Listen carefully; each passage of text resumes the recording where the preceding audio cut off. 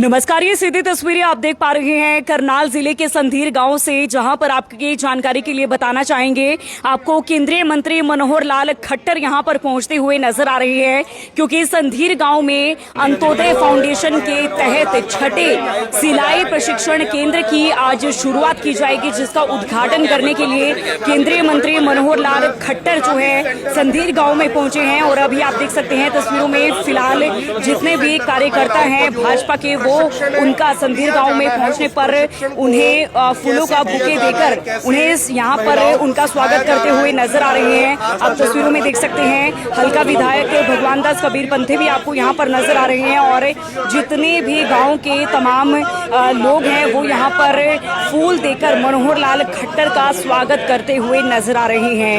Antyodaya foundation के तहत जो है इस सिलाई प्रशिक्षण केंद्र की शुरुआत की गई है। लाइव तस्वीरों में आप देख सकते हैं केंद्रीय मंत्री मनोहर लाल खट्टर रिबन को काटकर यहां पर इस सिलाई प्रशिक्षण केंद्र का उद्घाटन करते हुए आपको नजर आ रही हैं। आप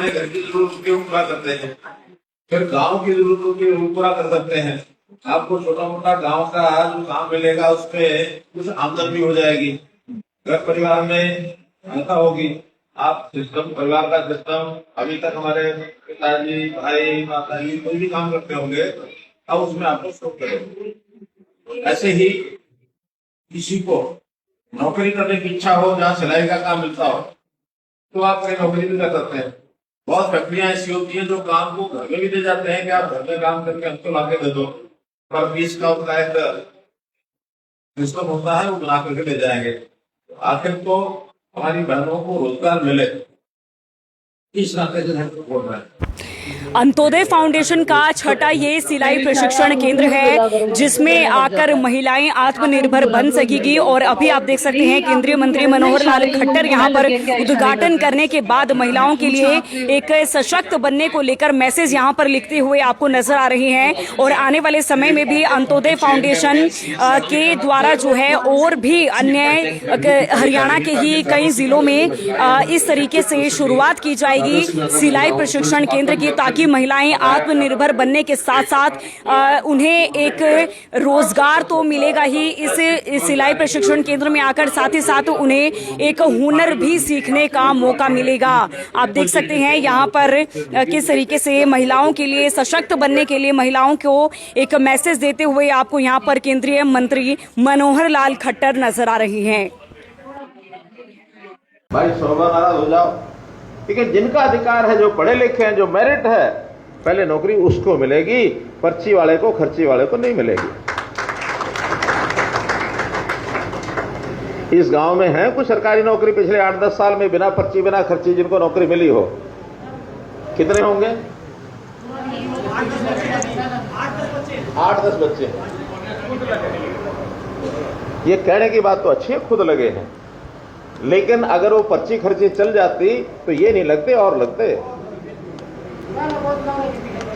मैं वही तो कह रहा हूं, अब तो किसी को नहीं देने पड़े, तो वही मैं कह रहा हूं कि अब नहीं देने पड़ते।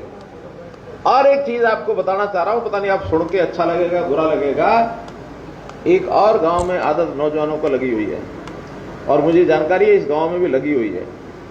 बच्चों में एक रीस हो जाती है कि चल चल विदेश चल, समुद्र पार चल। कैसे चल? कोई तरीका हो, किसी भी एजेंट को उठा के पैसे दे दिए, आधा किला बेच के वहां पैसे फंसा बैठे, उन्होंने कैसा न कैसे उनको भेज दिया। इसको कहते हैं कौन सा तरीका? डंकी रूट। डंकी क्या होता है? डंकी का मतलब पता? अरे नहीं, 2 नंबर की बात हो तो कोई बात नहीं, उसका असली मतलब क्या डंकी का? गधा। अंत्योदय फाउंडेशन के चेयरमैन हैं आप, आज छठे सिलाई सेंटर की शुरुआत की गई, क्या जानकारी देना चाहेंगे?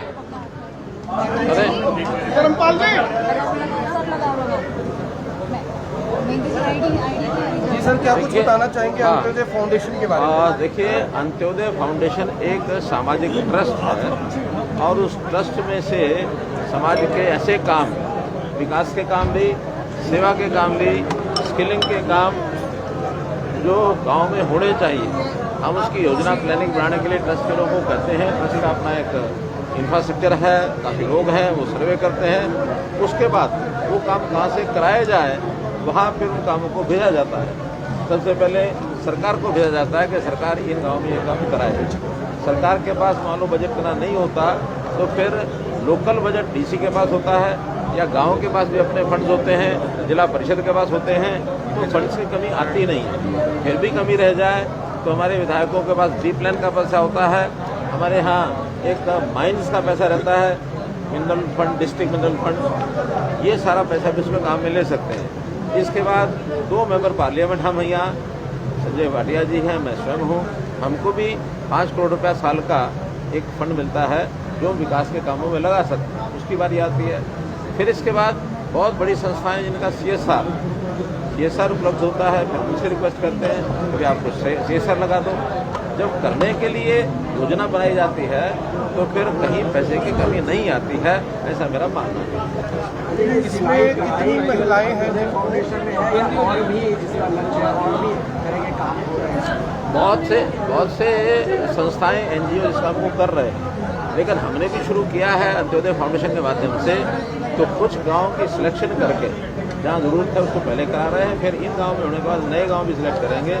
उसमें कई तरह की जो डिमांड होती है, अभी तो 3-4 तरह की ट्रेनिंग हो रही है, सिलाई सेंटर, कंप्यूटर सेंटर, एक ब्यूटिशियन का कोर्स, ड्राइविंग का कोर्स, ये 4 कोर्स चल रहे हैं। बहुत ऐसे लोग भी हैं जो पहले से ये कोर्स किए हुए भी हैं लेकिन उनका किसी ने सुध नहीं ली। हम एक एम्प्लॉयमेंट का भी एक पोर्टल बना रहे हैं ताकि उस एम्प्लॉयमेंट की सीधी रीच, एक्सेस जो इंडस्ट्री वाले हैं उनको भी देंगे। कोई अपने आप भी उनको उसमें से बुलाना चाहे बुला सकते हैं, हम अप्रोच उनको कराने के लिए कहेंगे, हम भी जाके उनको भी वहाँ भिजवाएंगे।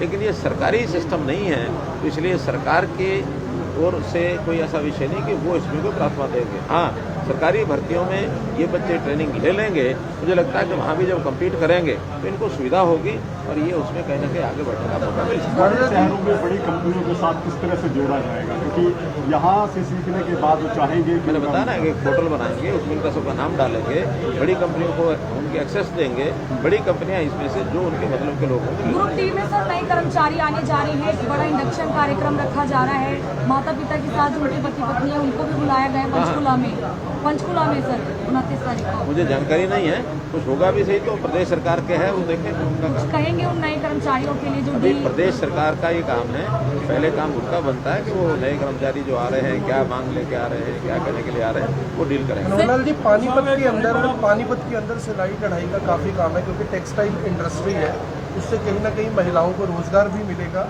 और जो इंडस्ट्रीज़ हैं उनको भी जो एम्प्लॉयज़ पहले बिहार से या दूसरी स्टेटों से बुलाने पड़ते हैं उनको भी कहीं ना कहीं लाभ होगा। निश्चित रूप से मिलेगा। हमने टेक्सटाइल के जो मैन्युफैक्चरर हैं उनको बुला करके बात की है, लगभग 40 एंटरप्रेन्योर्स ऐसे आए थे, उन्होंने हमें विश्वास दिलाया कि आप हमें ट्रेनिंग करके बच्चे दो। स्पेशल ट्रेनिंग जो है वो उन बच्चों की जिनको सिलेक्ट करके अपनी ही फैक्ट्रियों में कराएंगे और स्पेशल ट्रेनिंग के बाद उनको रखेंगे।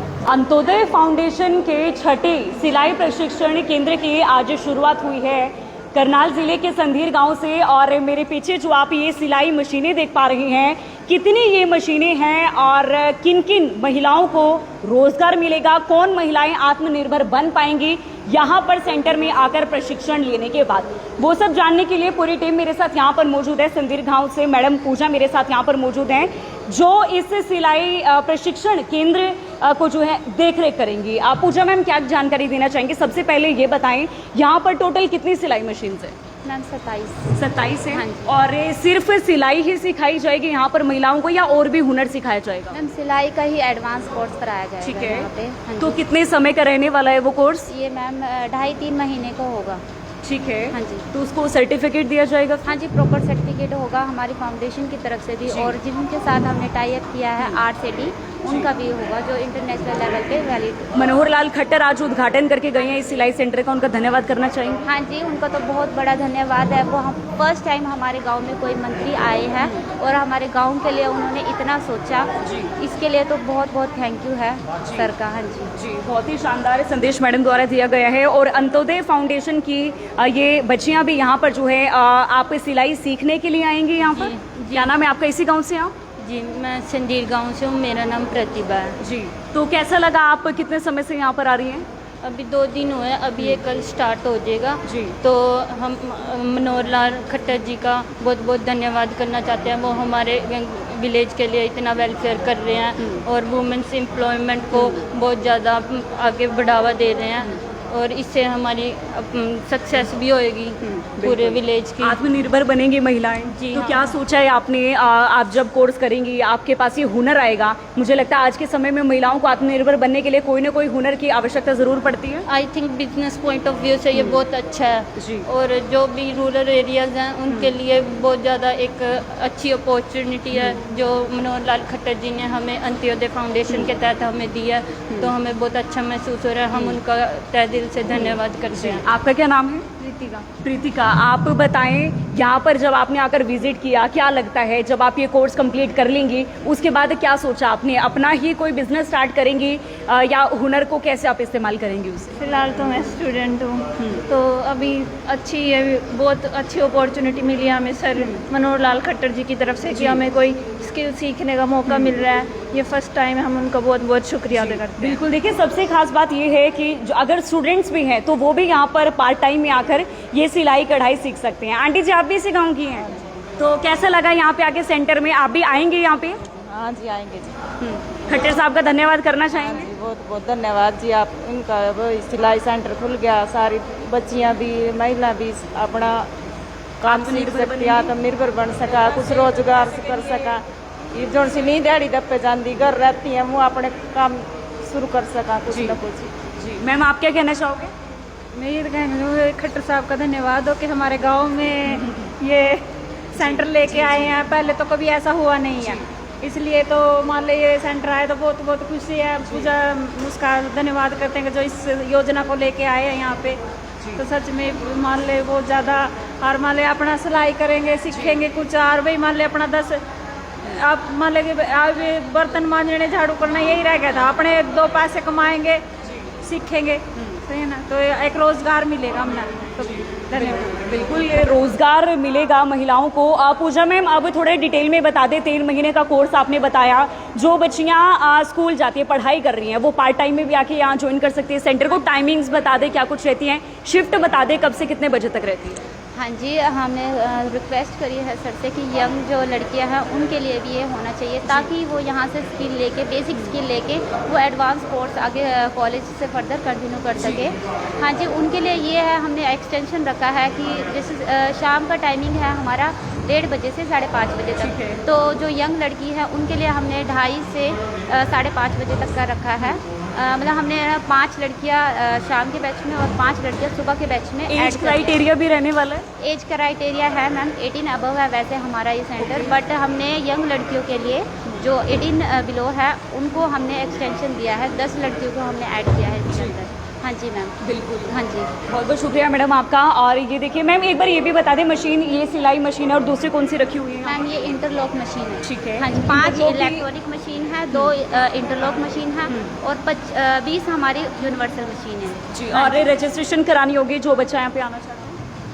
मैम वैसे तो रजिस्ट्रेशन हो चुके हैं, हमें 70 लेने हैं क्योंकि हमें ज़्यादा 70 बच्चे हो चुके हैं पूरे? हाँ जी 70 हो चुके हैं क्योंकि कम बच्चे आएंगे, ज़्यादा अच्छे से सीख पाएंगे। यहाँ पे वो चीज़ नहीं है कि हम 3 महीने के बाद फिर आ जाएंगे दोबारा चलता रहेगा मैम बैच। पता है ना, हमारे और भी बैच और भी चीज़ें आनी है, ट्रेनिंग सेंटर्स आने हैं, हमारे कंप्यूटर सेंटर है, ब्यूटिशियन का है और वीमेंस के लिए भी है। हाँ जी, वुमेन एम्पावरमेंट को लेकर जो है बहुत सारे कोर्सेज और भी यहाँ पर जो है आते रहेंगे। आप सभी लोगों से मेरी अपील है, वीडियो को ज़्यादा से ज़्यादा शेयर करें। मैं हूँ आपके साथ दीपाली विमान, करनाल जिले के संधीर गांव से आप ये सीधी तस्वीरें देख पा रहे थे। आप सभी लोगों का धन्यवाद।